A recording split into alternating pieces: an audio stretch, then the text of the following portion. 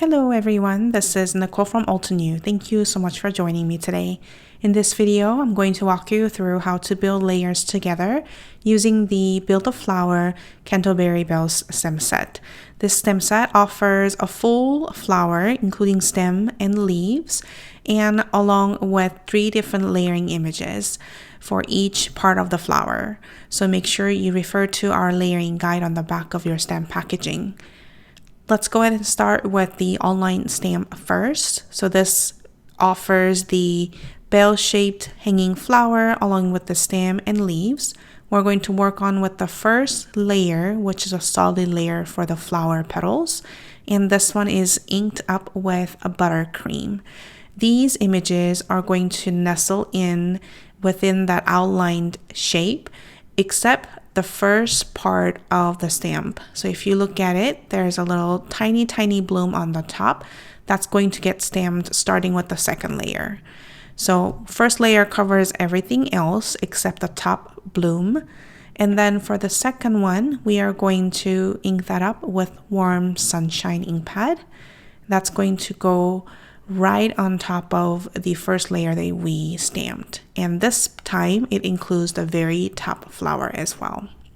So just match the stamps within that outlined flower petal image to nestle it in. The third image is going to get inked with a pumpkin pie ink pad. This is going to add a bit of darker shade of the yellow flower. And that's going to go closer towards the end of each flower where it meets the stem and the leaves. So point that your stamp set towards the end of each petal and the flower blooms, and you'll be able to get those lined up easily. Let's start with our leaf, which is the first layer first, and this is the solid layer. I'm inking it up with frayed leaf. It's going to nestle it in right within the outline image for both stems and the leaves. Stamp that.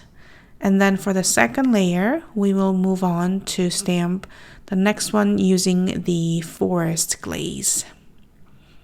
This is the second part for the layering image for the leaves and the stem.